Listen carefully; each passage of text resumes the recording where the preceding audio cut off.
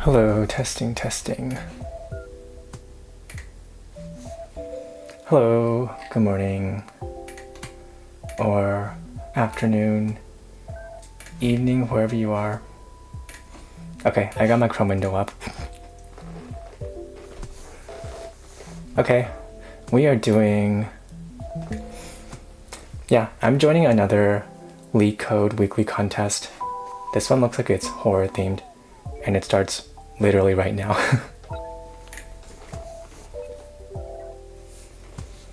$16,000 people joined. Okay, join now.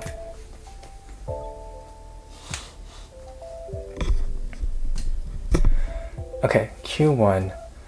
Remove zeros in decimal representation. Let me switch this to Python. Okay, you are given a positive integer n.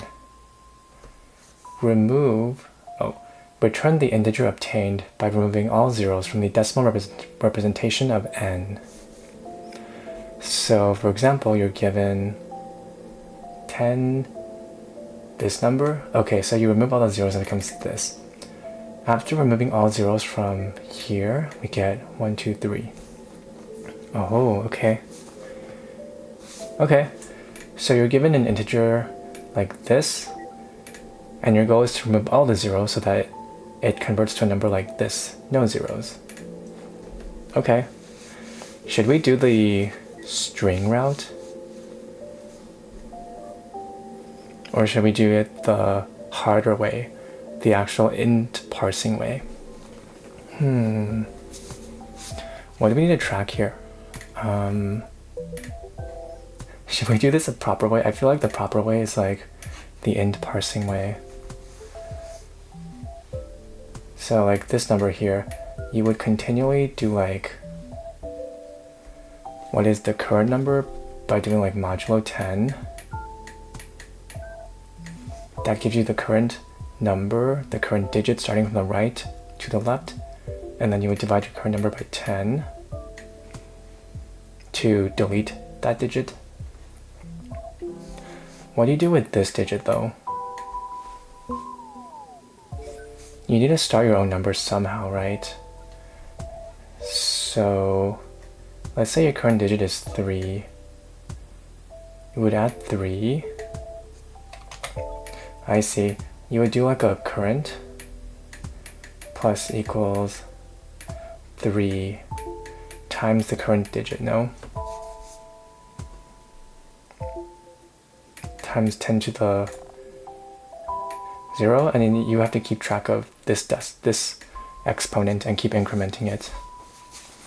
Yeah, and then you would only increment the current digit to your current number if it is not 0. Cannot be equal to 0. Yeah, I see. So you would keep modulo 10ing the current number to get the current digit. And if the current digit is not 0, you would do the current result plus equals the current digit times 10 to the power of, and you would keep incrementing this digit over here. Yeah, I think that's how you would do it.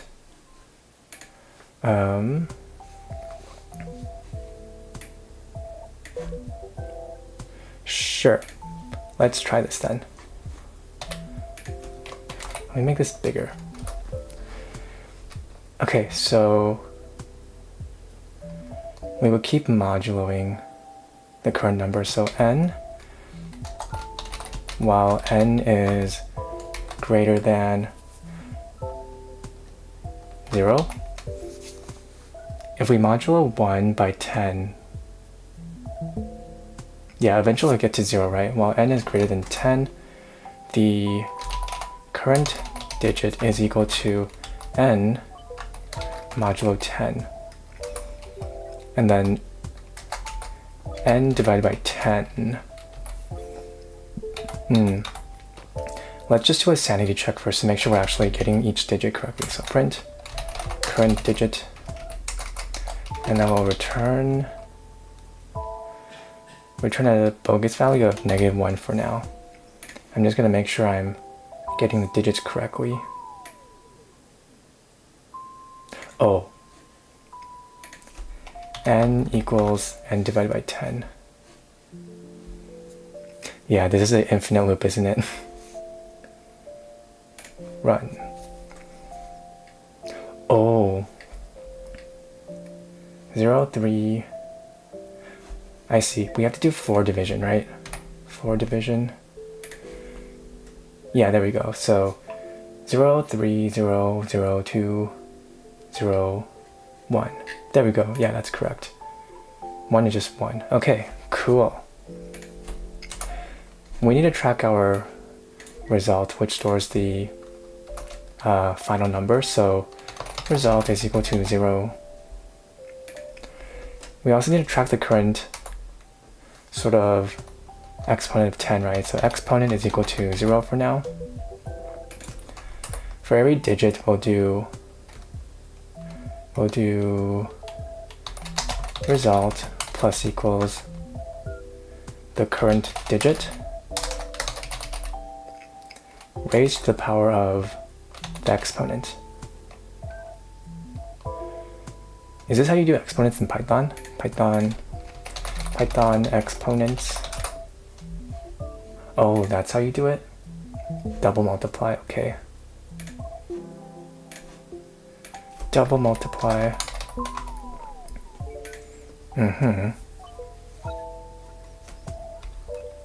And we can only do this if the current digit is not 0, right? So if current digit is not equal to 0, then you append into the result with the proper exponent of 10. I realized I did this wrong, so times 10 to the power of the exponent, like this thing.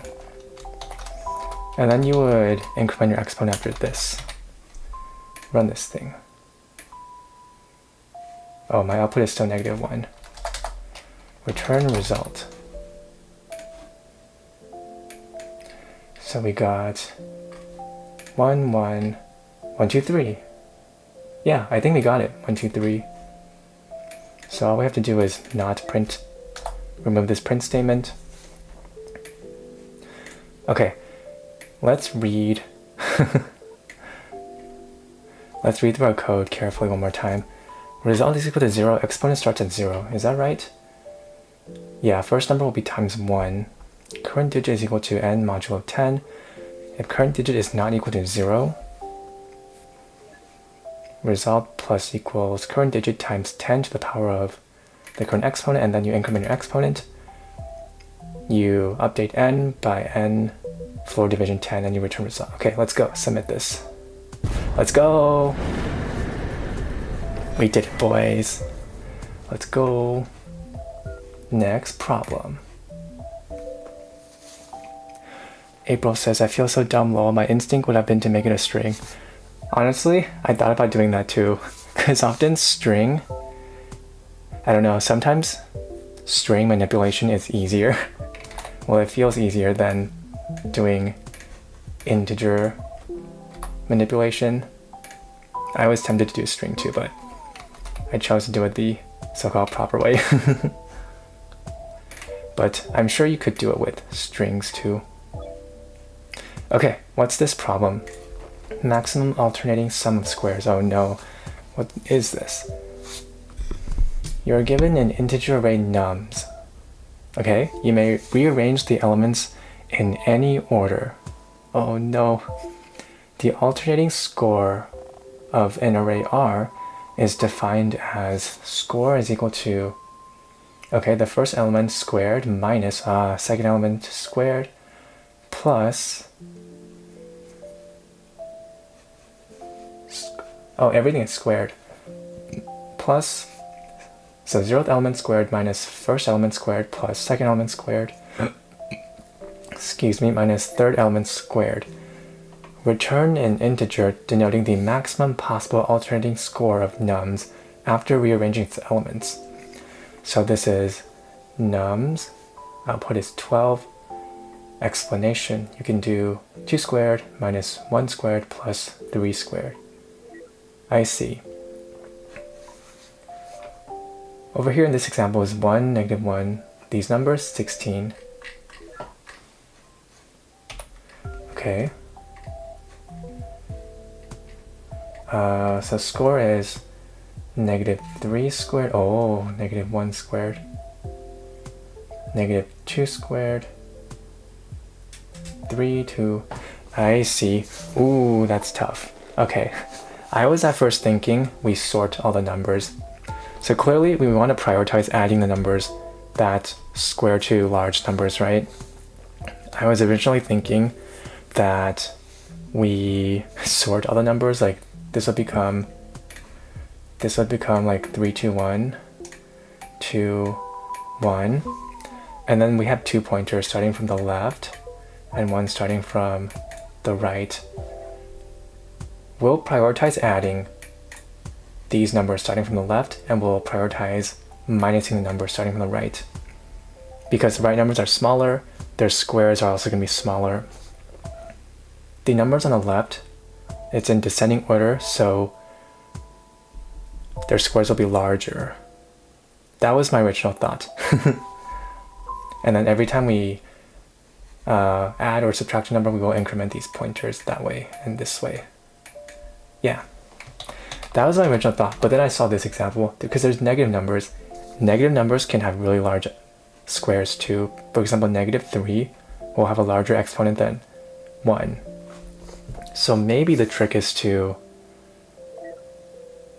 turn everything into its absolute value. Like 1 will become 1, 2 will become 2, 3 will become 3, and then you sort it. Yeah, there's no value in preserving the what do you call it, plus minus stuff, right? So what if I turn everything into its absolute value first, and then you sort it, and then you start the 2-pointer method of adding stuff on the left and minusing stuff on the right. Actually, when you sort it, it'll be backwards. So it'll be like 1, 2, 3, like this. And then your 2 pointers will look like this. So you prioritize minusing stuff on the left and then plus stuff on the right. Yeah. I think that's a move, no? What's the constraints? So the length of num is going to be large. What's the runtime for this? O of n for iterating through everything and turning them into absolute values. Log n log n time for sorting everything. And then another O of n time for adding and subtracting everything. Okay, that's fine. N log n time is fine for big input sizes. I think this is stuff. This will work. This will work. So let's try implementing this. Okay, so first we need to turn everything into its absolute value. Let's call this nums underscore absolute value is equal to, how do you do absolute value in Python? Is it like this, absolute value num for num in nums? Am I going to run out of memory like this? Can I do it in place? So like for you know what? I might hit a memory limit exceeded if I do it, if I make a whole new array, so I'll do it in place. For I in range length of nums.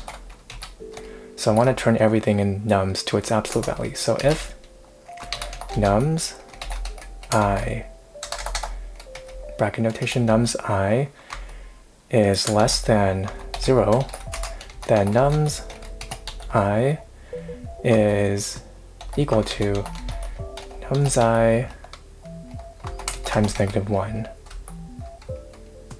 Okay, I'm just going to do a sanity check and print out what I have so far with nums. And then I'm going to return a bogus value called -1. Okay, run this. 1, 2, 3, 1, 2, 3, very nice. 1, 1, 2, 2, 2, 2, 3, 3. Okay, perfect. We have everything in its absolute value. We need to sort it now. Sort nums. Is this how you do sorting in Python? Is it dot sort or sort? Python sort in place. Again, I don't think I want to, so it's dot sort if it's in place. Okay. Yeah, sort, you might make a new, will you make a new array if you do sort Python sort list versus dot sort?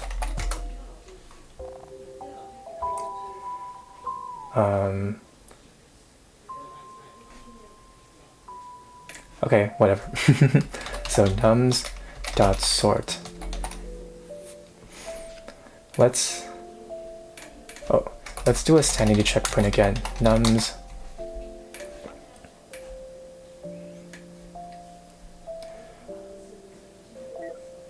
one, 1, 2, 2, 3, 3. Oh wait, it doesn't even matter. These are already sorted anyways. Okay. Nums dot sort. Okay, next is the 2 pointers method. So left is equal to 0 at first. Right pointer will start at length of nums -1. So while left is less than or equal to the right, so if they're the same, we'll still enter this loop. I think we'll have to be careful here of edge cases. Okay, so we'll have to store our result too. Result is equal to 0. So result, alternating sums, so plus equals left to the power of, left times left, basically. Oh no, we said that we're minusing stuff on the left, so minus equals left times left, and then result plus equals right times right.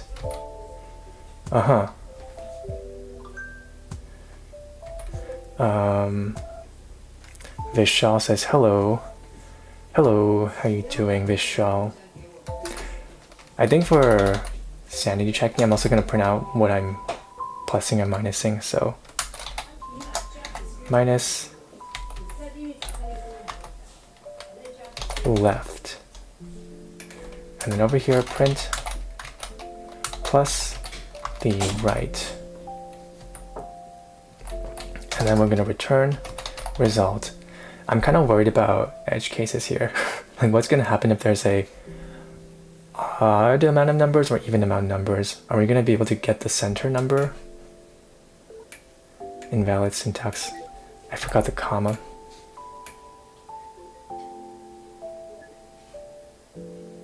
Oh, this is gonna run forever because we never increment left or right. Left plus equals 1, right minus equals 1. The Indian archivist says, nice approach, I'm getting time limit exceeded. Really, for this approach? Isn't this n log n time? Okay, what are we doing here? Oh, I am so dumb. I'm doing this to the indices, I'm not actually adding the numbers. So left num is equal to do I even need to store them in its own number? So nums left with nums left, nums right with nums right. Okay, let's try this. For printing, I should also print what number I'm actually adding or subtracting.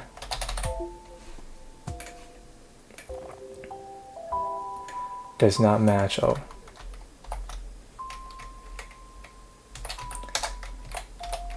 That? Oh. I forgot my brackets. Okay, so we're minusing 1 plus 3. Oh, this is the edge case I'm missing.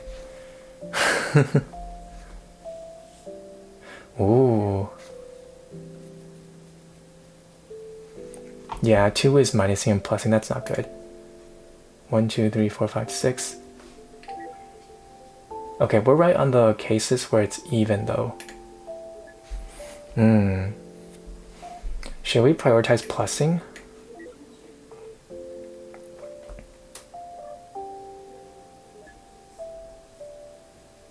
So like, should we do like if left is not equal to the right, meaning we're not on the same indices right now, then you minus the right. Wait, no, we want to prioritize adding. So if left is not equal to the right, then you minus the left. Okay, so we're doing, ooh, is this the right way to go?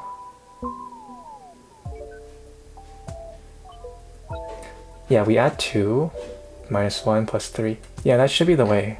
No? So we get 12, that's correct. 16, that's correct. Ooh, did we get it? I'm gonna comment out these print statements. I'm gonna comment them out, not delete, because I might be wrong. Okay, let's read through our code one more time. So, for I in range length of nums, if I is less than 0, then we get its absolute value. Nums.sort left is equal to 0, right is equal to the end, result is equal to 0, while left is less than or equal to the right. If left is not equal to the right, then meaning they're not pointing to the same center number, then we minus the square of the left. Else if we're at the center number, or if both indices are different, then we always plus the square of the right, and then we increment left plus right.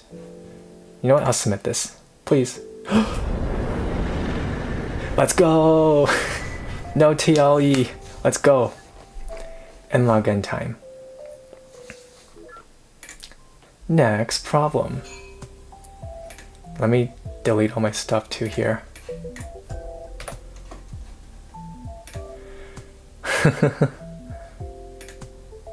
Okay, what is this?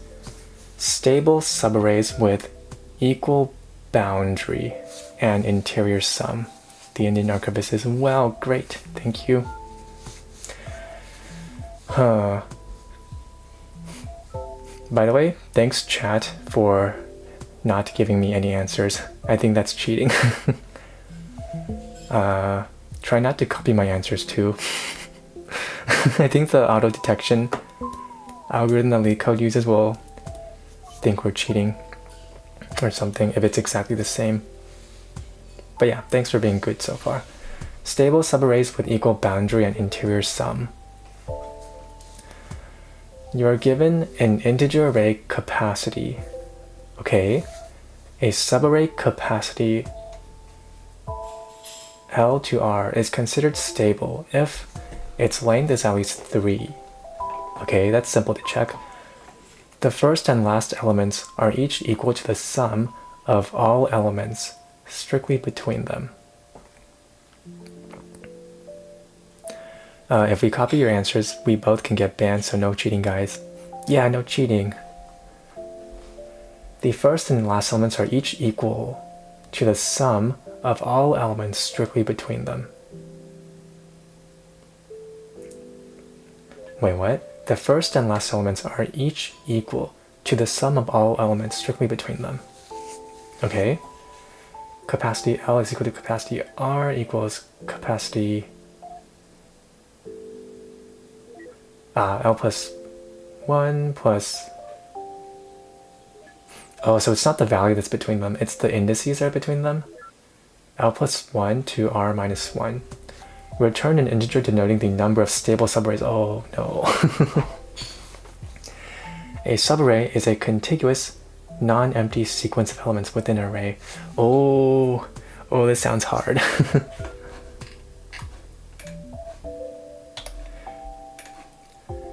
Ooh, there's like so many subarrays. Okay, capacity's length is less than... Okay, it's huge, so there's no brute forcing this. Okay, example 1, capacity. So this subarray is stable because the first and last elements are both 9. And of the elements strictly between them, they add up to 9. 3 is stable because the first and last elements are both 3, and the sum of the elements strictly between them is 3. I see. 0, okay, because none of them work here. Ooh, how do we do this? Is this a prefix sum deal? Prefix sums are good for calculating like sums of subarrays really quickly, right? So let's say we have 9, 3, 3, 3, 9. Oh. Yeah, in case you don't know what this question is asking, also I'm trying to explain it to myself too. You're given a integer array called capacity. You're supposed to find the number of subarrays where the first element of the subarray is equal to the last element of the subarray and is also equal to the sum of all the elements between the first and last element of the subarray. So for example, 9 would be, 9 is, let's say this entire thing is your subarray. 9 is equal to 9, it's equal to 3 plus 3 plus 3. Also over here, this is also subarray, 3, 3, 3, 3. 3 is equal to 3, is equal to sum of all the elements in between, which is 3. Yeah, okay, I think I understand the question now. Would prefix sums be a good move here?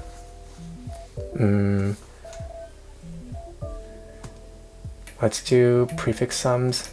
I know prefix sums are a good way to calculate sums of subarrays really quickly with O of n time. So this will be 9,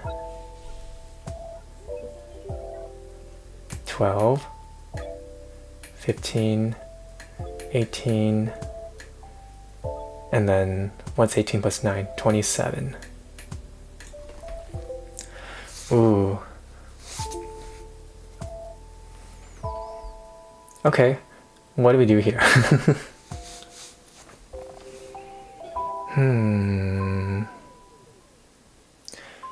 N squared is definitely too slow for this, right? Is it possible to... N squared will be too slow. I was thinking...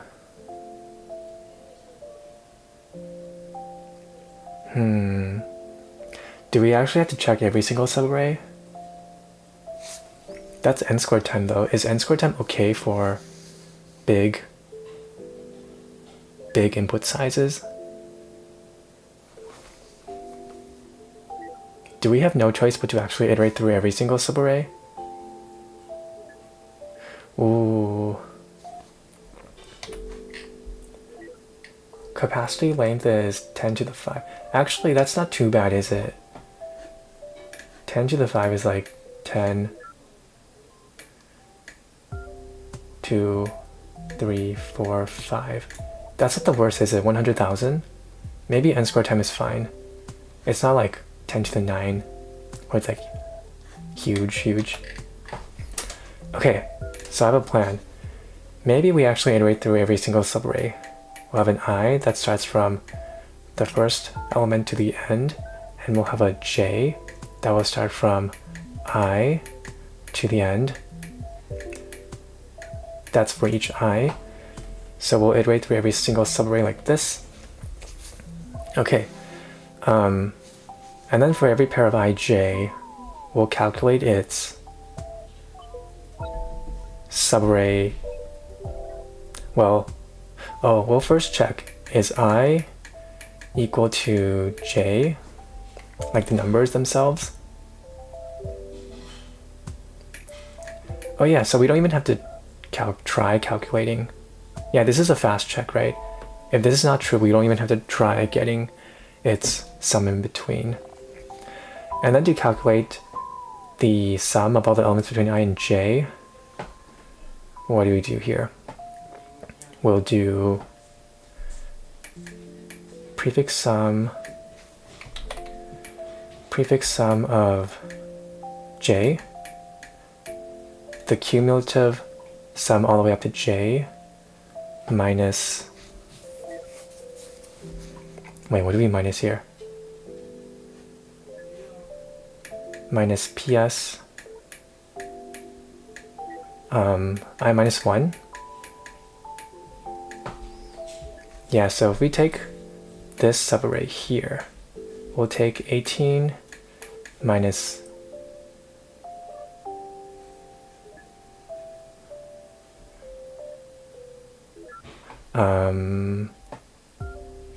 no, wait, we will have to do 15 over here minus I, right? Minus 12 is 3. So j minus 1 here minus I. Oh, this is a bit, so not this. So j minus 1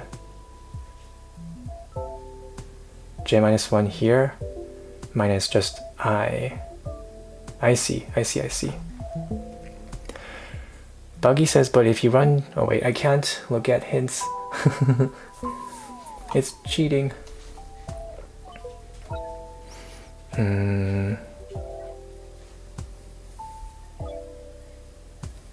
I think this will work, no? We have a O of n way to calculate all the subarrays sums. So this is going to be n squared times worst case, which I think it's fine for 100k. Yeah, and for each ij pair, we will check if the values are the same. Oh, Buggy says it's not a hint, I'm asking a question. Oh, so you say if you run 2 loops on a single array, I equals j will be true for all elements, right? Will it? If you run 2 loops on a single array, will be true for all elements? Oh, so I starting from +1? Oh, dang it, that was a hint to me. You're right though, you're right.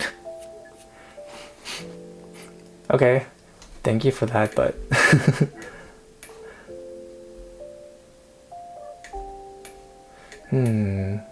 okay. I appreciate the help, but please don't give me any more hints. I don't want to get banned on Leetcode.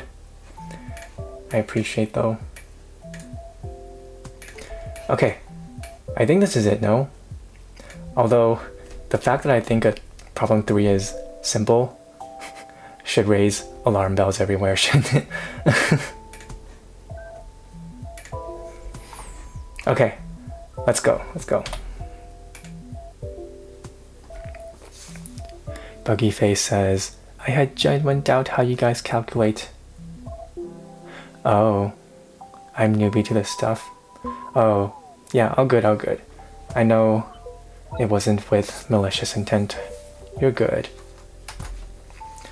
Okay, so yeah, first off, we need to calculate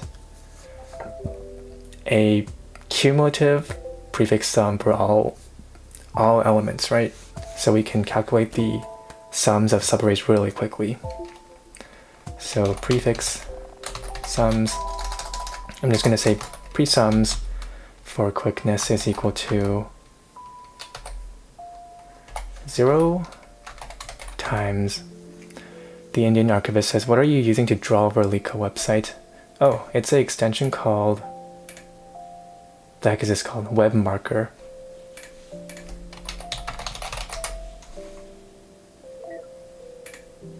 Yeah, this thing, web marker, Chrome extension. Okay, 0 times the length of capacity. And then for every single I in the range of length, capacity, yeah. We need to keep a count of our current running cumulative sum, right? Cum sum is equal to 0.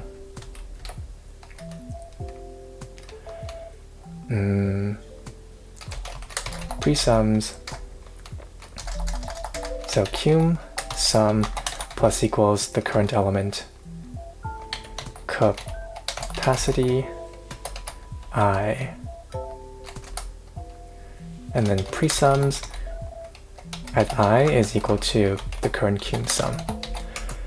I'm gonna do a sanity check print right now because I always have doubt. Presums, and then I'm gonna return a bogus value. Run this boy.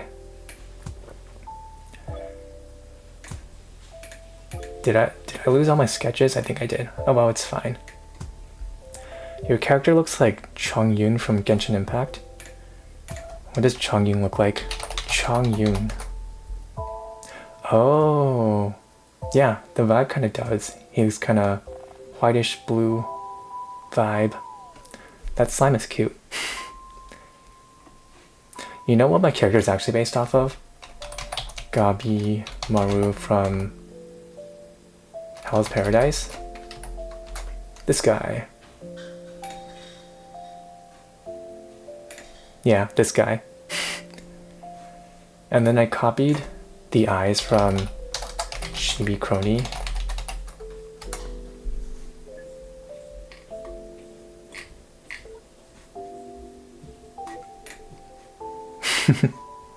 Yeah. Okay, did I get this right? 9 plus 3 is 12, plus 3 is 15, 18, 27. That should be right. 3 plus 3 is 6, plus 4 is 10, plus 5 is 15. Okay. That should be right, the prefix sums. Okay. What is your approach for the third question? Dang it, I wish my sketch was still here. I think it all got erased by accident. I'm gonna iterate once over the entire array and get a prefix sums array. So index 0 will store 9, and then 9 plus 3 is 12, 12 plus 3 is 15. I'm going to store an array of all the cumulative sums at each index, the cumulative sum ending at each index. So a cum sum array is good for calculating sums of subarrays really quickly, because all you have to do is what's the cum sum between index I and index j? It will be j minus the value at j minus the cum sum at, sorry, the cum sum at j minus the cum sum at I minus 1.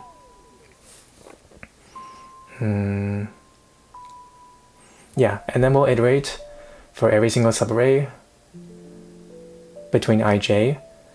Is I and j equal? If yes, is the cum sum between them equal? If yes, then increase my count by 1. Yeah, that's the plan. Yeah, that's the plan. Okay, presums. So I'm currently calculating the prefix sums, the cum sums correctly, I believe. That should be right. Okay, next up I have to iterate for every I and j. For I, so this for loop is going to be the same. For I in range, length, capacity. And then for j in range, between I plus 1 and length of capacity. I solved this one, bro. Hey, congrats. I'm still working on it. For j in range, actually, is this the right move? Did we actually do I plus 1? We'll go like, I plus 1 will just be the one directly next to it, right? I plus 2?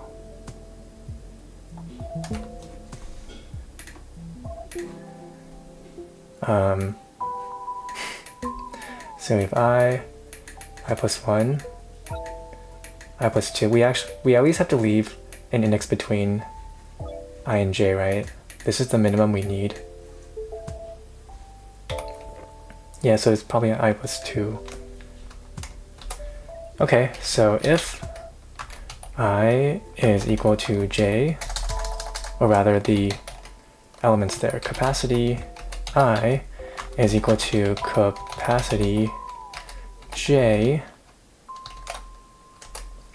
and then if the prefix sums are equal, so if pre-sums j minus 1, because we're starting here, j minus 1 minus pre-sums I, yeah, just I. So middle sum is equal to this. And if capacity I is equal to middle sum, then you would have to increment our running count. So result is equal to 0 at first, and then you'll do a result plus equals 1. Yeah, and at the end here, we'll return result. How do I have so much spaces here? Run this thing. Output is 2. Ooh, that's correct. Case 2, output is 0. That's correct. Case 3, output is 1. That's correct too. Did we actually get it? Oh my gosh, did we actually get it? Just for sanity checking, I want to print out which I and j we're actually counting as answers.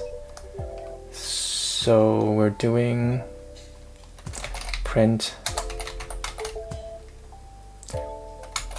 I is equal to capacity I,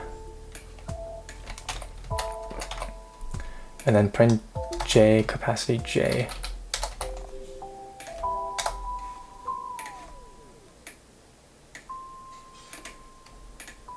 I forgot the commas. Okay, so we're saying between 9 and 9, and then 3 and 3. Seems right. Nothing. Uh-oh, this seems wrong. -4, -4. Oh, I see, because there's 2 -4s. 4 plus 0 plus 0. 4 minus 8 is -4. Okay, that's correct. Did we actually get it? Wait, if I get this right, this is going to be the first time I've solved 3 problems in a contest. Though maybe I just jinxed it by saying that. Submit this boy.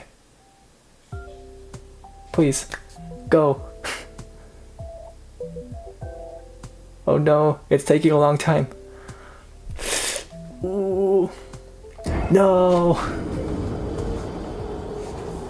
Dang it. Time limit exceeded. Really? I got to the... Okay. I got to...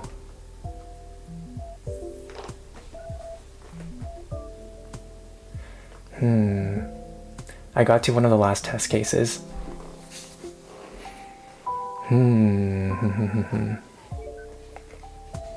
744 out of 752. Okay. The effect is like Soul Games. It is. It's a Elden Ring extension for Leetcode. It's called Elden Leetcode. And I don't even know which test case it is because they've hidden it. Okay, so clearly this algorithm is not very fast. How do we make this faster? Oh no. Well, yeah, how?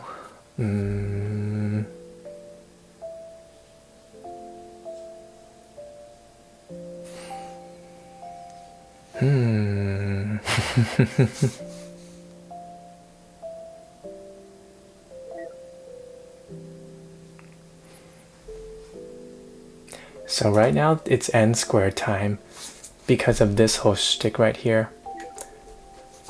Is there a way to make it... No, n squared time should be fine, right? Capacity length is less than or equal to 10 to the power of 5. So it's like the length is max 1, 2, 3, 4, 5. That's not very big, is it? 100,000?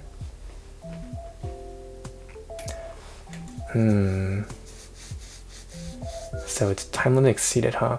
So this whole shtick here should be fine. This is O(n) time. I in range. Okay.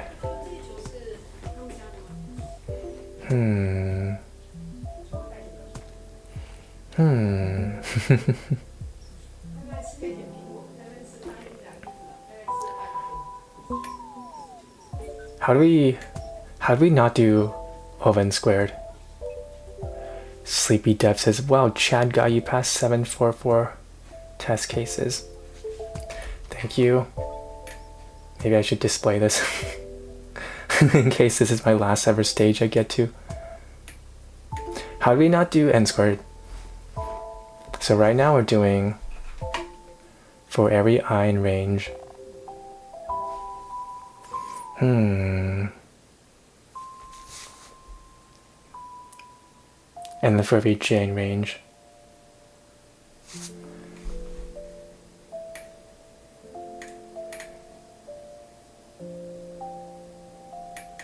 C constraints.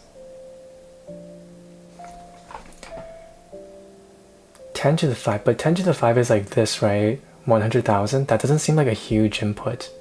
Or maybe it is, maybe I'm mistaken.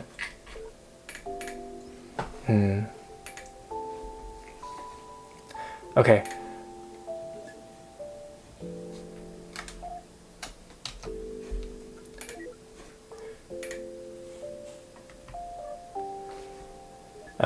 Please don't give me any hints, but I just saw that.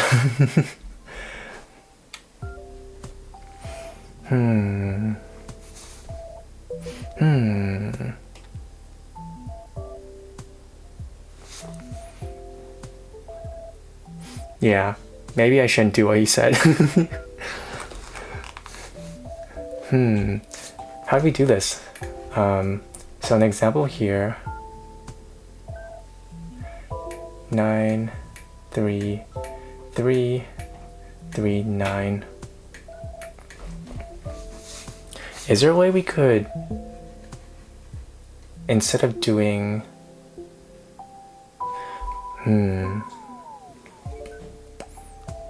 is there a way to calculate, like check for all this stuff while we're computing the cum sum?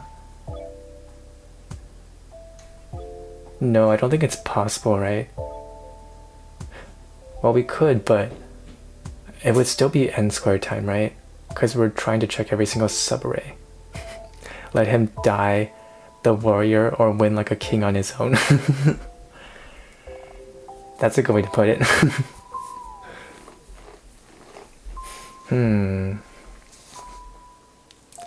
So you're telling me we don't have to...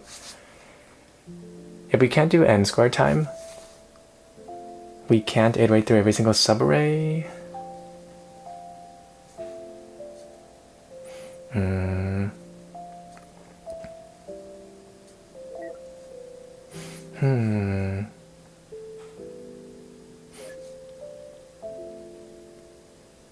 Alright, this is bad. The hashing plant got to me.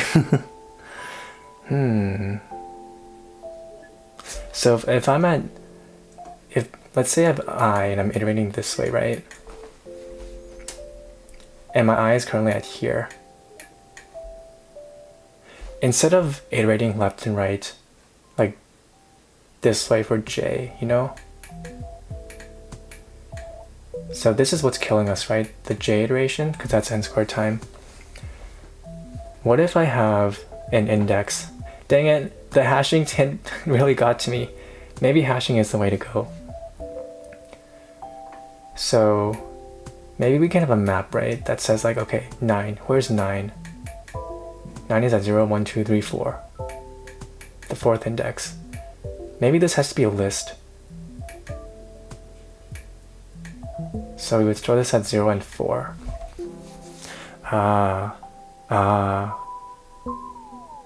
So this will be n time, O of n time. I see. So at the beginning, and like 3 would be like 1, 2, 3, 1, 2, 3.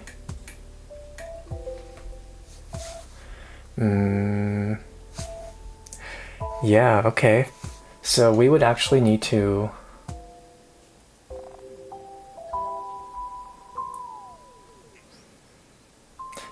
so we would, instead of iterating I and J, we would just need to iterate I, and for every single I, we would check, okay, is there an index? Like if I'm 9, I would get all the keys, the indices for 9, and I'm like, okay, are there indices that are at least +2 greater than me? If so, are its sums, is its sum between me and it equal to me? I see. That's n time, isn't it? We store everything in a hash. We hash capacity and its indices. Oh, so we need to make this hash thing. We need to map all the values to their indices. Okay. I think that's how you do it. So that will give us O of n time. Because no J iteration now. Okay, let's go. So we're doing the value to index map. Yeah. We could also do it over here, right? But for simplicity, for organization's sake, let's do it in a different loop. Okay, our dictionaries, value underscore index. Is this bad naming convention in Python? It's okay, at least I know what it means, right? For I in range length capacity.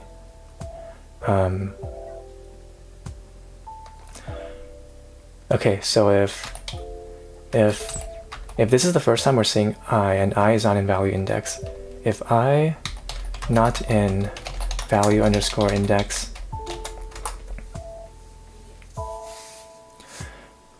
then we have to do value underscore index map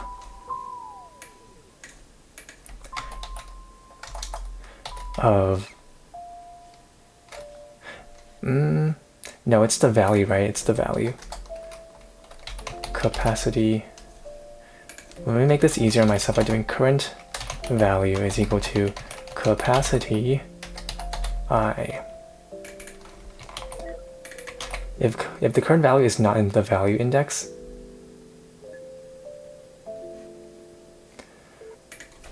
then value index of the current value is equal to an empty map. Sorry, empty list. Is this the right way to do it?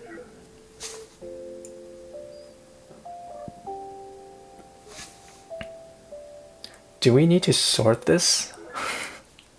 No, let's not sort this.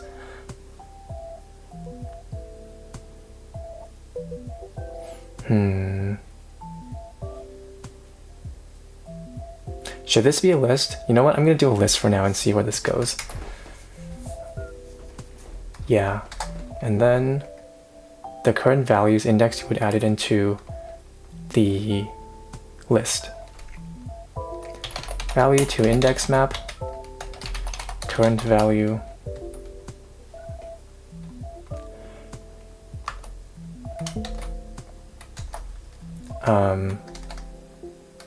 dot append, current I,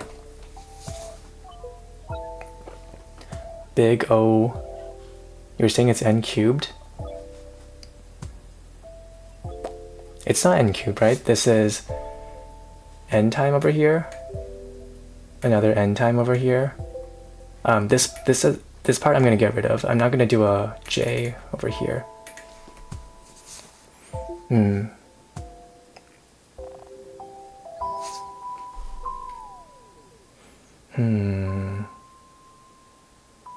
Yeah. Okay, where was I? Value, index of the current value, append I. That's how you add stuff into a list, right? Append. Python, add stuff into list. Dot append, okay. For sanity checking, let's print out what value index is. Value index. Let's make sure we make our map correctly. 9 goes to 0 and 4, 3 goes to 1, 2, 3. Okay. Oh, and we can start searching from the end too. So while the current number is greater than me plus 2, I see that's a strat. Okay. What about my other cases? 1 is at 0. Yeah, okay. -4 is at 0 and 4. 4 is at 1. Okay. Beautiful.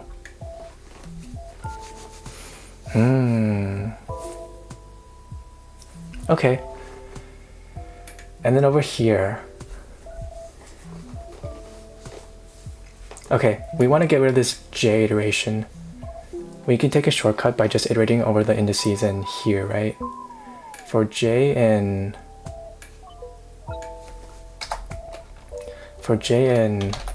value underscore index. Oh, I want to iterate backwards though.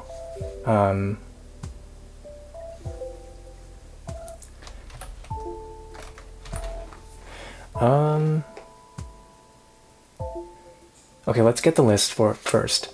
Value index of the current number, right? Capacity I. That's the current number. And this returns a list. Can we reverse this list in place so we iterate backwards? Python reverse list in place. In place modification dot reverse. Is it always going to make a new list though to create an iterator? Oh, this is probably what I need. Memory efficient if you only need to iterate through reversed elements once. Don't need to store the entire reversed list in memory. That's probably what I need, no? And reversed my list.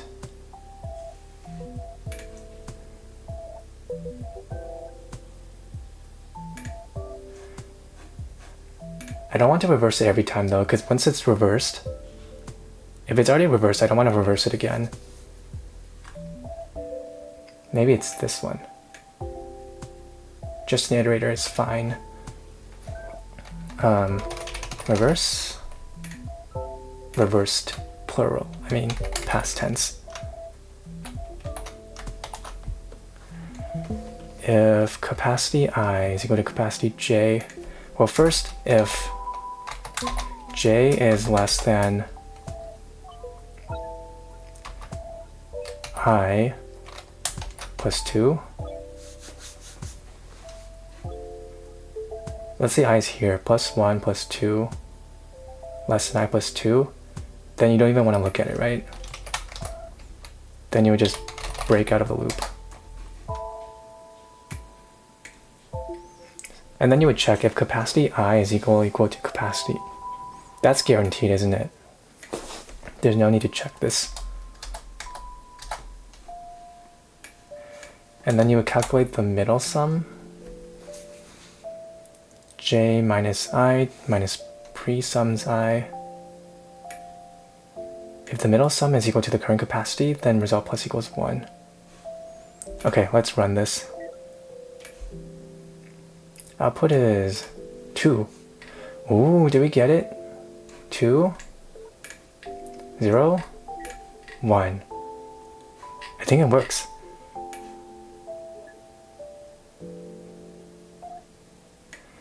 Oh, buddy, what's your Leetcode profile? Chet spinny eyes, Chet underscore spinny eyes. I'm gonna check which J's I'm currently processing. So I'm gonna print I, and then let's make sure we're actually processing the right J's, and it's not just happening to work. Print J, comma J. I swear one day I'm gonna actually press submit when I plan to press run. So when J is 0, we do 5, 0. Okay. When I is 9, we process 4, and then 0, and then we break. When I is 1, which is 3, we process 3, 2. We don't have a break, do we? 3, 2. Actually, let's put this after the break to make sure we're actually breaking at the right place.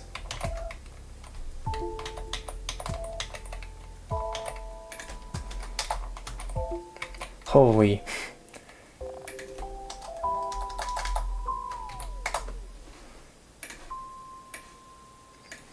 Okay, so at index 1, we look at index 3 and that's it. Okay, perfect.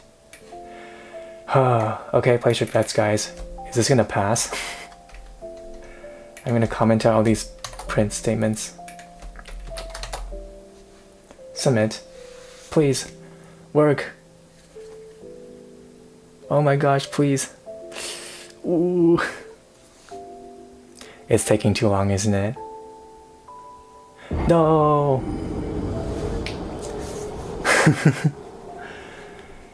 Is this better than last time? 745 out of 752. Lol, nice effect. No! And I can't even see the test case.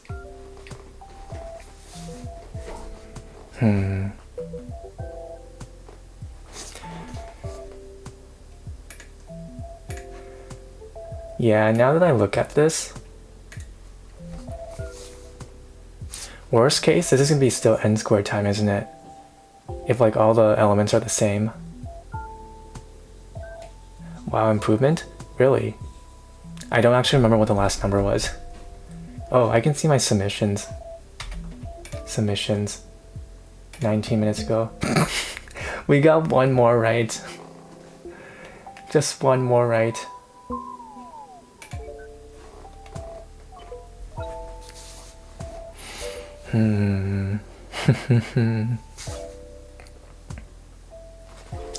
What could possibly be... How can we possibly speed this up more? We're already sort of hashing our J. So the best case here is like O1 time for iterating J, right? Worst case is still n squared time.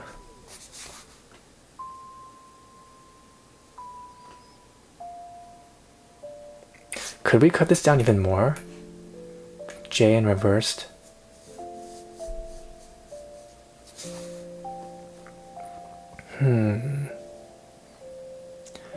Oh my goodness.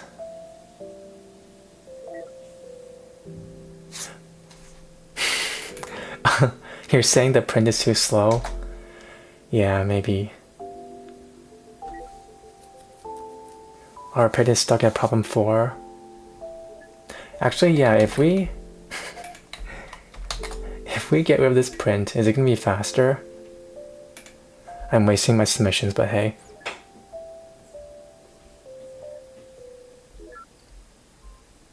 Three and 4 are similar?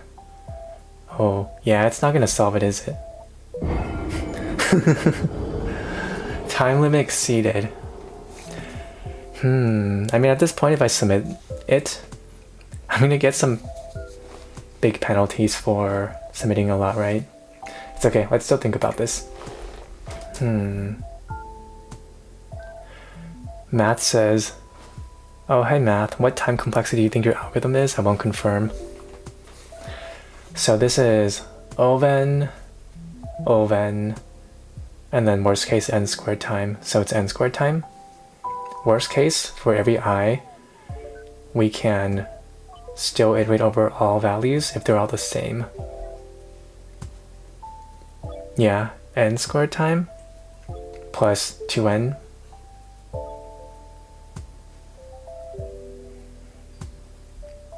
Yeah, try number 4.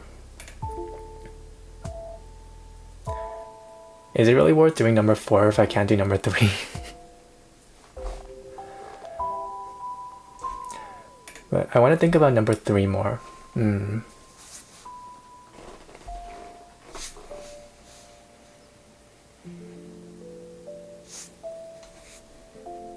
No condom Chris. Oh, hello, no condom Chris.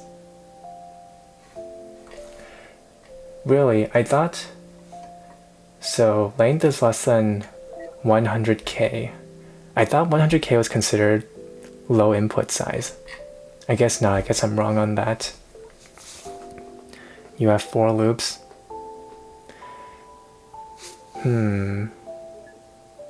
These loops should be fine. Right? It's this one that's killing me, no?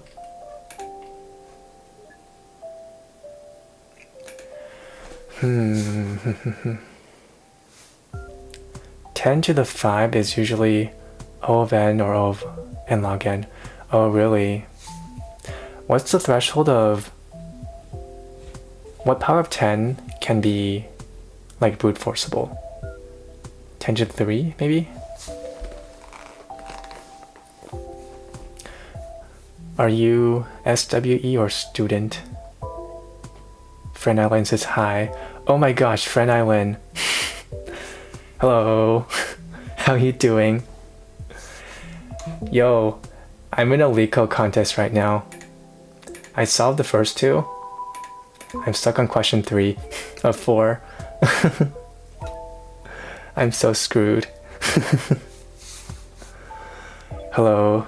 How you doing? Oh yeah, if you guys don't know, Friend Eileen has a Muse Dash charting channel. It's pretty cool. I don't play Muse Dash myself, but if you're interested in that, he's supposed to be a really skilled map maker. Okay. Well, if you're just watching,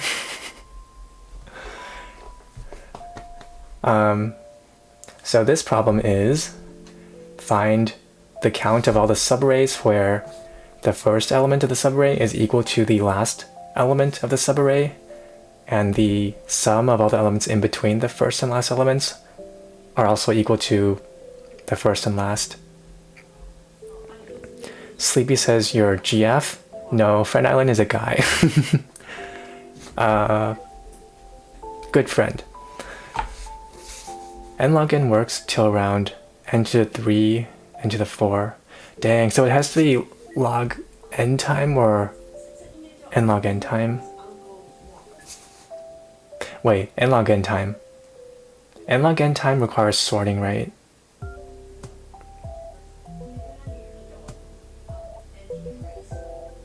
Above n to the 5 needs O of n time. Okay. Could we involve sorting here somehow? What if after we calculate everything here...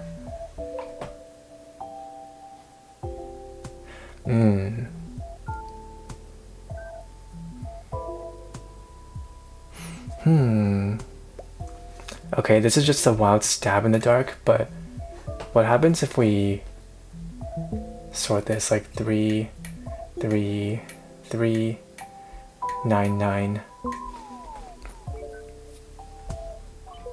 Is that going to help us in any way? I guess we can see what elements are equal to each other, you know? But sorting will change the order of the elements? Yeah. Unless... Can we store the original indices somehow? That seems really cumbersome though.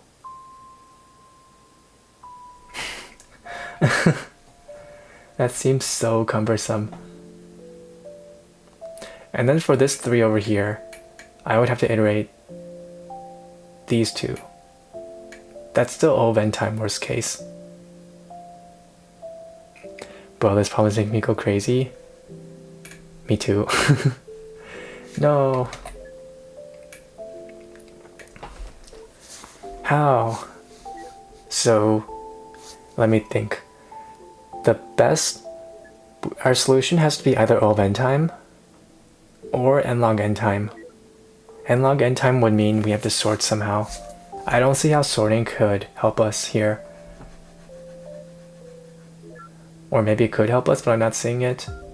What is a O of n solution?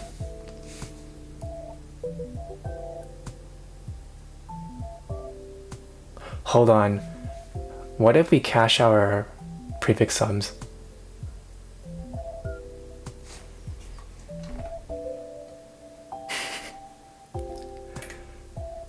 Okay, I'm gonna erase everything here. So our prefix sums currently are, when we're making it, it's like 9, 12, 15, 18, and then 27. What if as we're looping and going through here, we cache the prefix sums we've seen?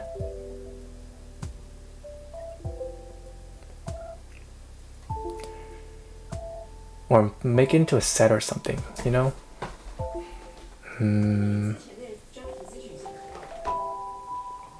So 9, maybe we'll put a 9 here, 12. Wait, but then we'll also have to, we also have to compare.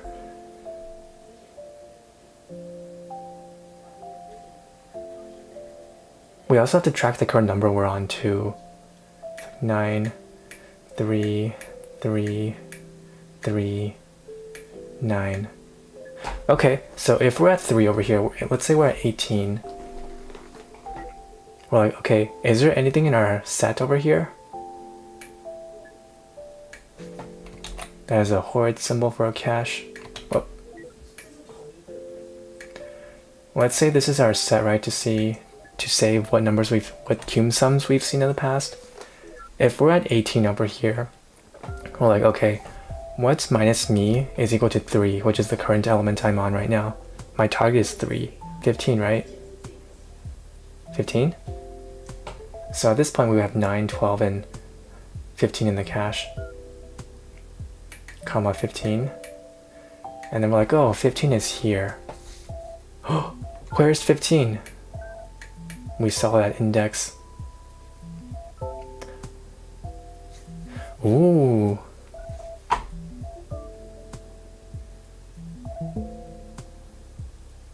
Or,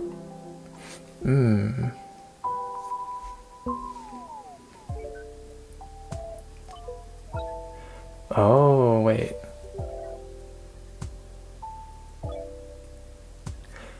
Wait, but the solution is, the subarray would be this thing, right?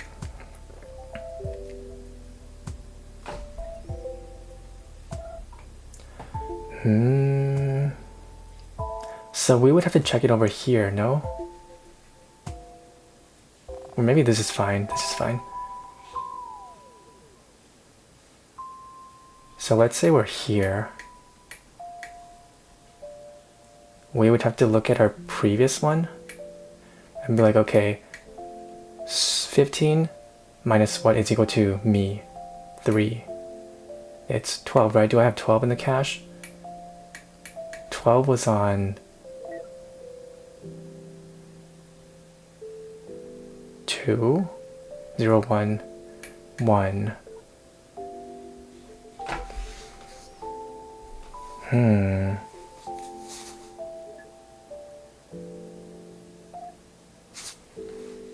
Oh.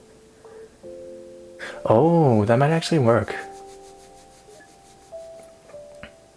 And I don't have to check if the index is like greater than me or under a certain threshold or whatever, because I haven't stored indices after me yet. Ooh. Ooh, okay. Maybe this is it. So for every number that I'm on, I would get the cube sum right before me. And I'm like, okay, what minus me is equal to this number here, the current number that I'm on. Okay, have I seen that number before?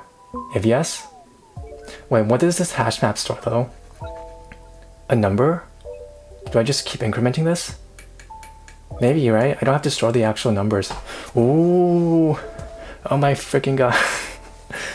Okay, I'm getting excited. This might be it. This might be it. Okay, so screw this holding down here. Let's comment that out. We don't have to do the value to index map. Oh wait, this is kind of what we're going for.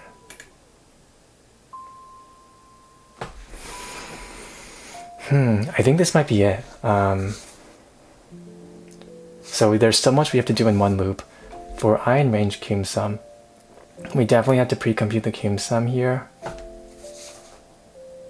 Do we even have to store the cube sum in an array anymore? Ooh, I don't know.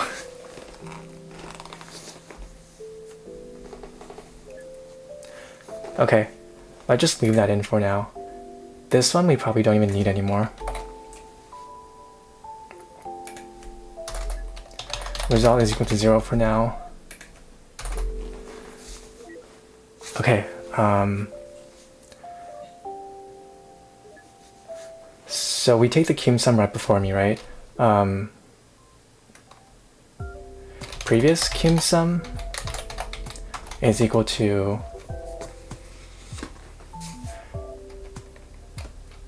oh, we can only do this if I is in bounds too. Cube sum I minus 1.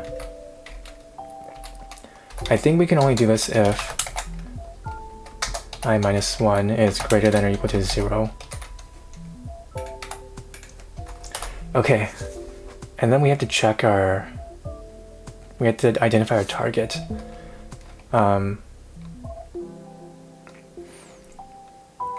So the previous cube sum minus our target is equal to the current element. Capacity I, this one. To make it more readable, I'm going to do current num is equal to capacity I. I'm going to get confused if I keep doing capacity I. Current num, capacity, current number. So that means our target is equal to previous cube sum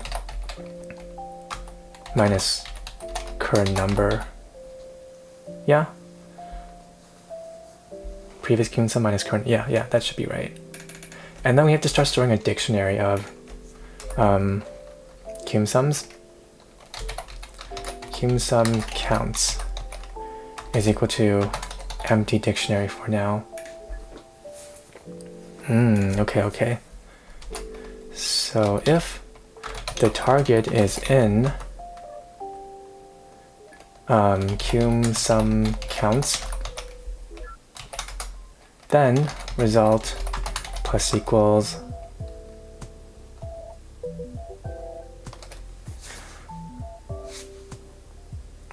do we still have to be careful here? Because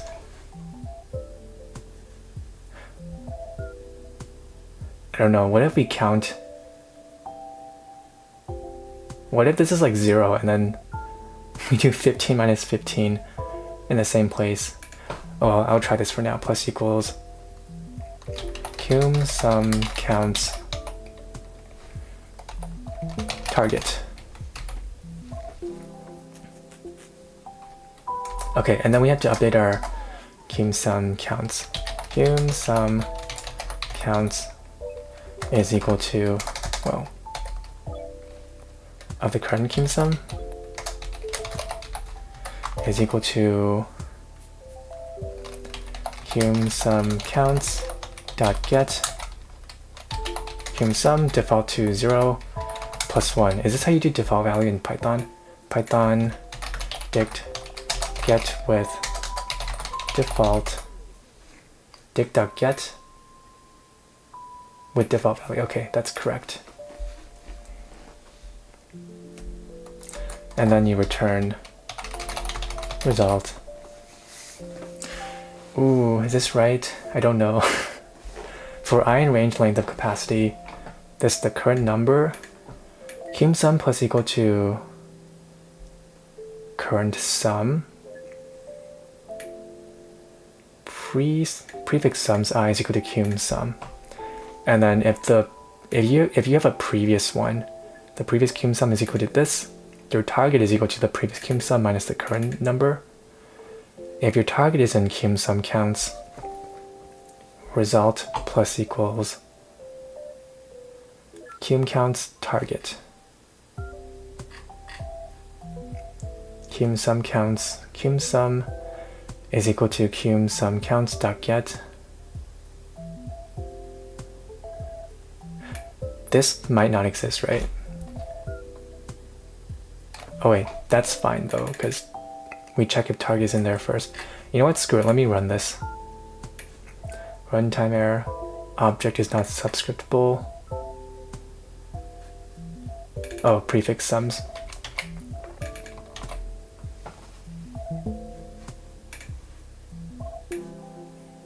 Output is 3, no.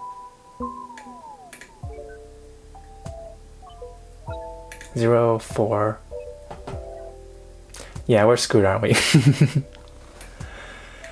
Just storing the counts won't work, because you also need at least 3 elements.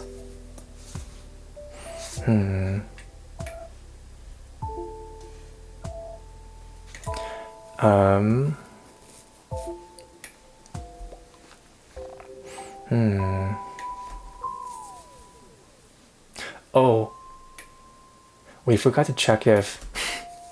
Oh no, we have to check if. Oh, we have to check if the indices are equal. I mean, if the values are equal too. Because we can totally do 15 minus 9. Oh no.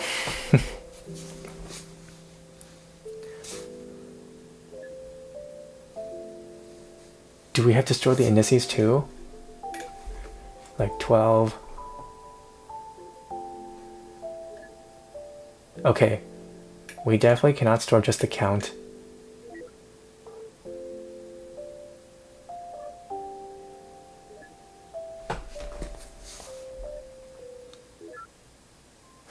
Ooh.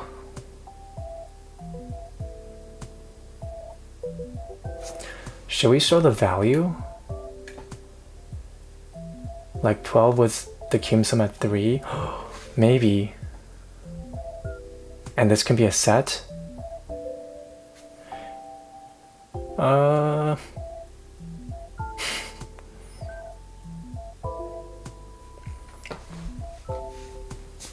Try writing out the equation for the prefix sums between 2 indices. Well, I'm getting help from the chat at this rate.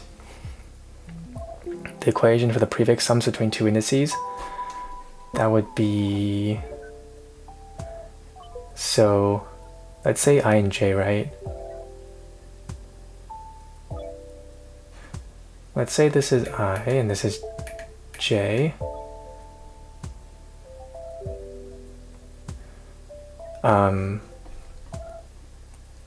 It would be the sum at j minus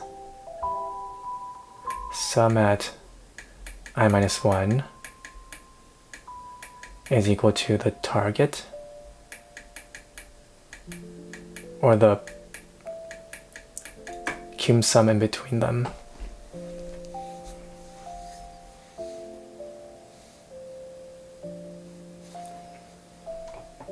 Target is equal to previous cum sum minus current number.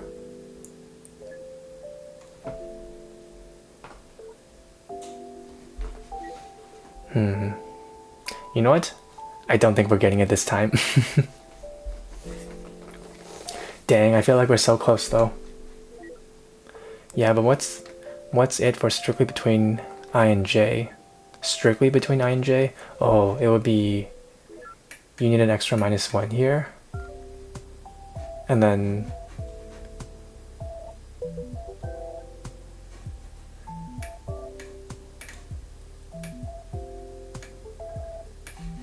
that's gone. Just I think I do take care of that though. So I'm getting the previous cum sum, not the current cum sum. Minus the current number. Wait, why did I minus the current number? Oh wait, because target? What am I doing? Isn't target just nums j?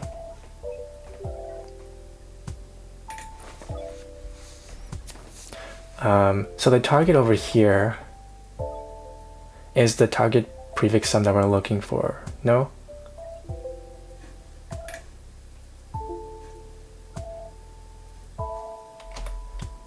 So the equation over here is my previous cum sum minus the target. Wait, hold on, what am I doing? Is equal to the current number.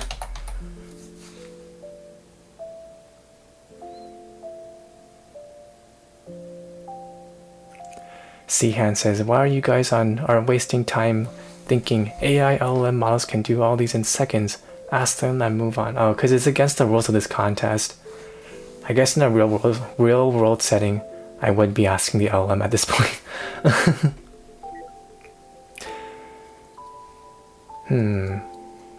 You know what?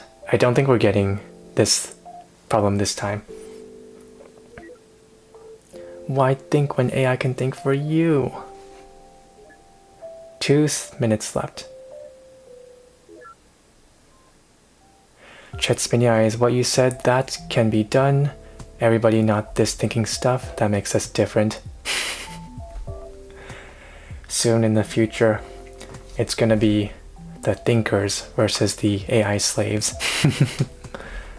Who knows?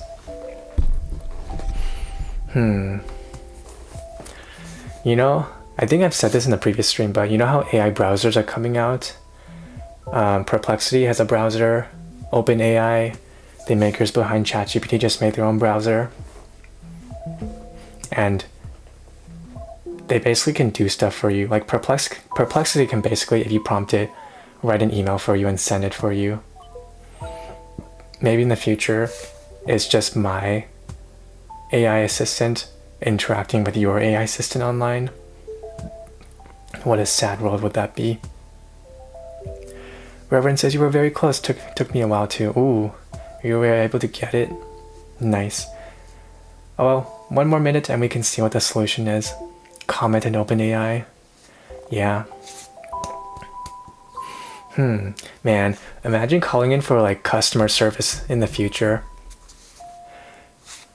And then it's just your assistant versus the customer services assistant.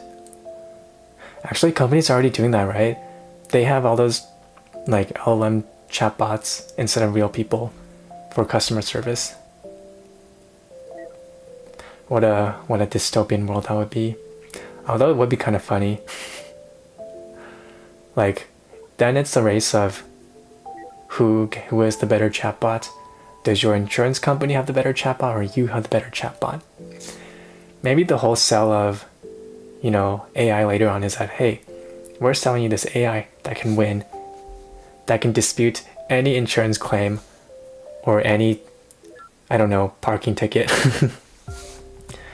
Our AI successfully disputed 10% more parking tickets than the competitor's AI by our AI. Twitch viewer, but in the interview you cannot copy paste. Yeah, you can't. You cannot. Man, I feel like we were so close with this one. Look at our submission, and whoa, we started this an hour ago. Jesus. We passed 745 out of 752 test cases. Man. It was still n-squared time at the end though. Cool, time's up.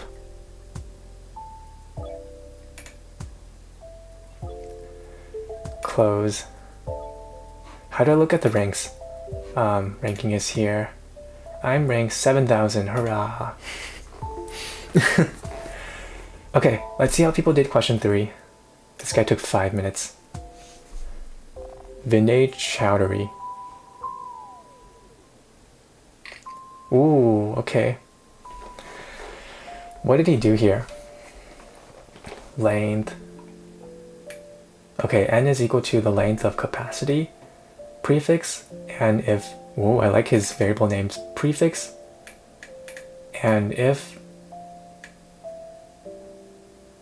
what is he saying here? Prefix, and if sure, okay, 0 times n plus 1. For I in range n, the prefix sum, I plus 1, what? I plus 1 is equal to, what is he doing? Let me get my drawer out. Are all solutions this complicated? This guy is a helper function. Dual map?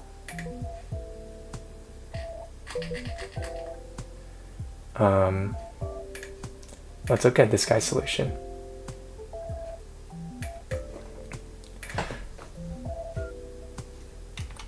What? It won't let me draw over it? Okay. So one of the... Wow, I really can't draw over it.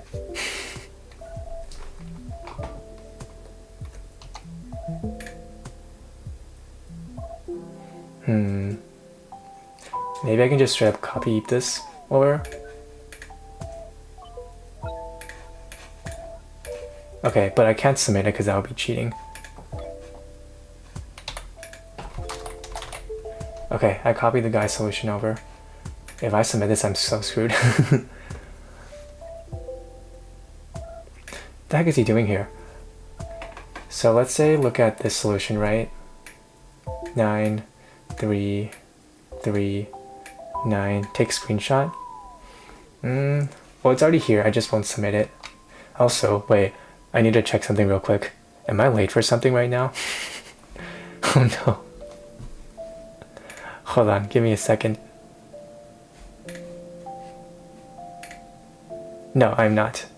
I thought something was going on today, but it's not. Okay. So, what do I even write? Let's make space down here.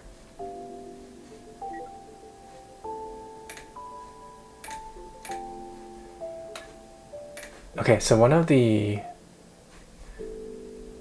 This was 9, 3, 3, 3, 9. Prefix array 1, I plus 1 is equal to the previous one plus the current one. So for I in range, I plus 1, so it'll be 9. Yeah, you're right. Shopit is right.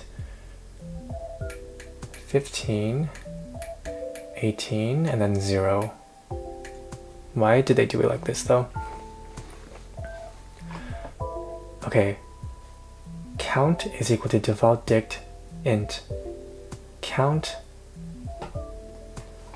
prefix 0, comma capacity. Oh, they're storing the prefix sum and the value. So what are they storing here? Count.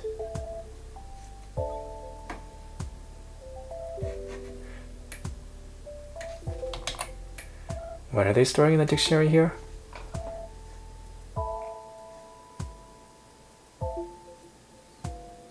Hold on, what is count? Count plus equals 1. So this is a tuple of the first prefix sum 0, comma, capacity 0, 9, plus equals 1.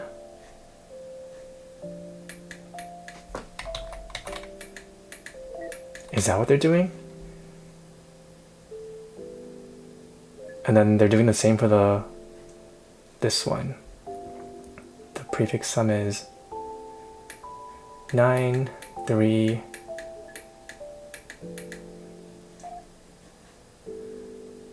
also equal to 1.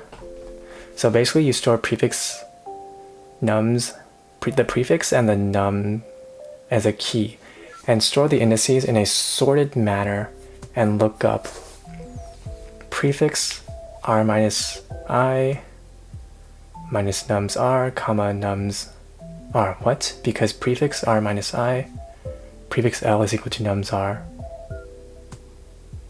Oh shoot. Then do a binary search on the rightmost I such that r minus 1 plus 1 is at least 3. Do a binary search? Really? Is that what they're doing here? For j in range 2, n, value is equal to the capacity j. Okay, that's current value. Target is equal to the prefix j plus 1 minus 3 times value. What? What are they doing here?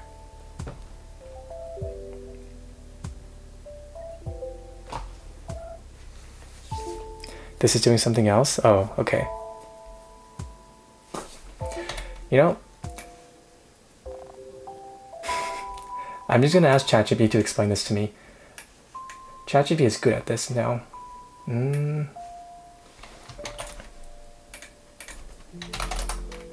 This is like learning chess with an engine.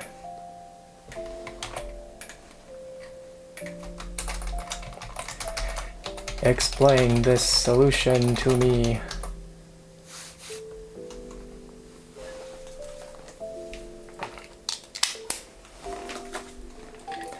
Okay. The first part of the code creates an array to store the prefix sum of the arrays in capacity. Okay. This brings me back to college, this notation. Yes, that makes sense to me. Yes, we're storing the prefix sum. Tracking subarrays with specific properties sets up a count dictionary to keep track of specific states of these subarray sums. The key in this dictionary is a tuple, the prefix sum, and the last value. Yep, where prefix sum is the prefix, last value is the last element of the subarray. Yep, makes sense. We initialize the count for the first 2 elements. Yep. We loop through the array from index 2, the third element, onwards. Yeah, that makes sense. We attempt to find stable subarrays that end at the current index j. Okay. For j in the range 2, n, value is equal to the current capacity. Okay. What about target? What are they doing for target? Is the value we are looking for in the count dictionary.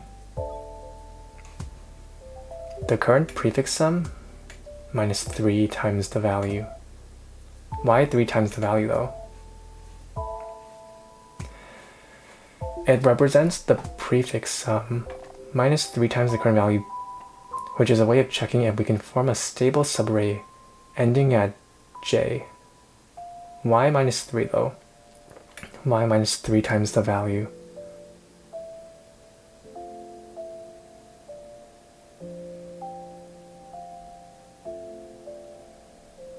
answer plus equals target comma value. Is it because you're minusing the value at both ends of the subarray? That would be minus 2. Oh. Oh, I see it. Wait, actually, no, I don't see it.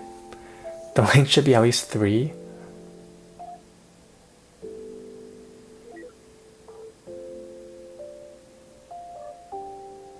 You could have consecutive values that are the same.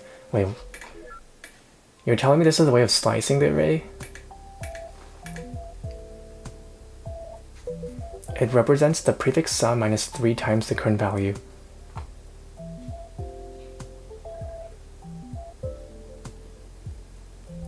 The idea behind this is capacity L through R to be stable should be equal capacity L and capacity R.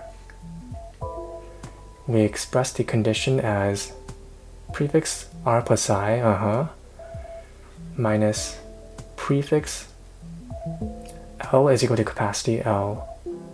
Yeah, makes sense.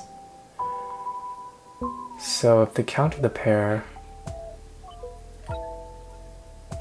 Okay, I don't understand this. What is the target? Explain the target. Y minus 3 times the current value.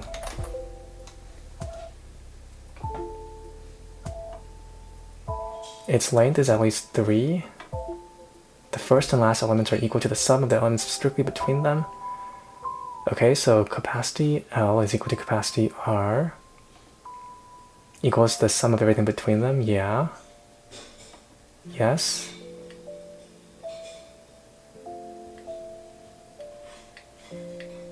Oh my gosh, so much math.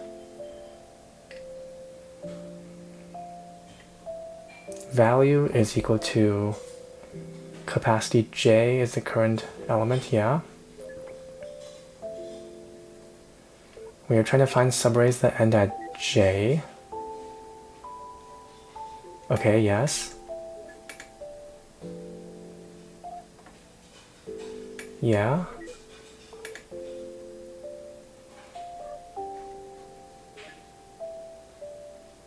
The prefix sum difference at position J plus 1 is adjusted by 3 times the value because of how the sum of the interior elements relates to the boundary elements.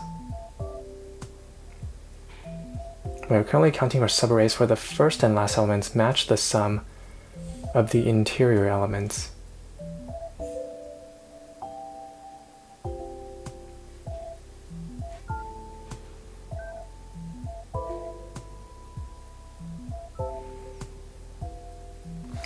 I think if you represent the prefix sums between I and j such that you are only taking the ones strictly between them, then you could come up with the equation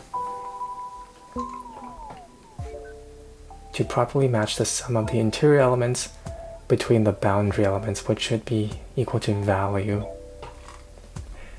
I'm gonna be honest, I don't understand.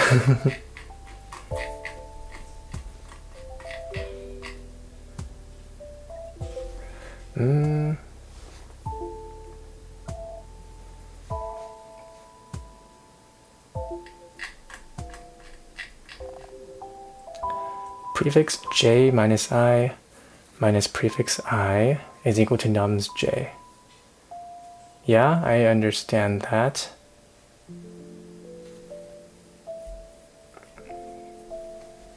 Target.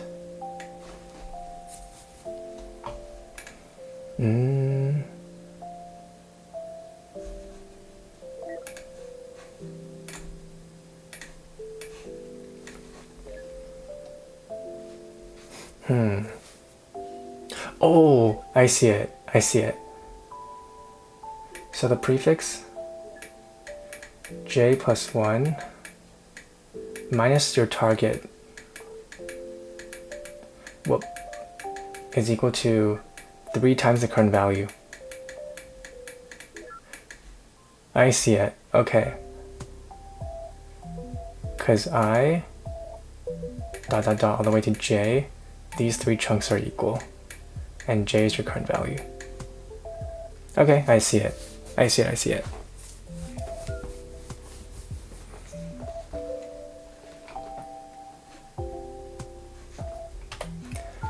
Value capacity J. Damn, that took a while for me.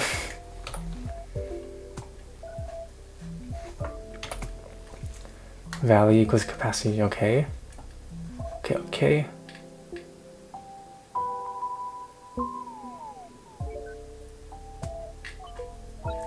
Okay, answer plus equal to the count of your target and your target value. Ooh, okay. Sure. If capacity J minus I is equal to the value and prefix J minus I is equal to the target, answer minus equals 1. If the previous element in the array and the prefix sum of J minus 1 match. I see. It's a subarray like length 2 directly before me, I think. Finally, we update the count for the current position. I see.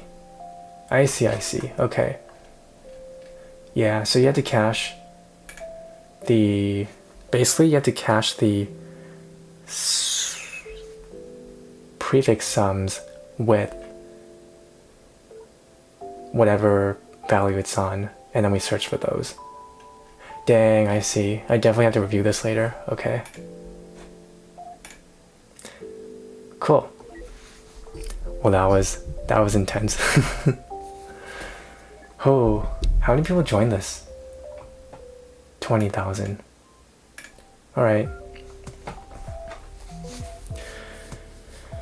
Oh, K3 was hard, yeah. Cool, we got 2 problems right though. What was even Q2? Oh, yeah. You're given a integer array and you're trying to find the maximum sum you can get by alternatingly summing the squares of all the numbers.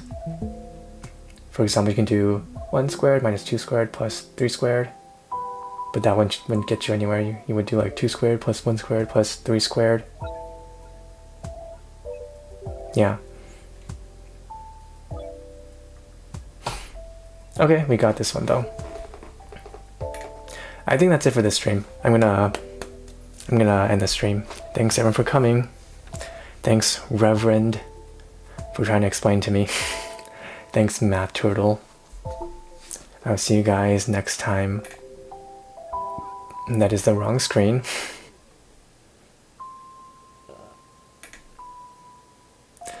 Bye guys. Thanks for coming. See y'all next time.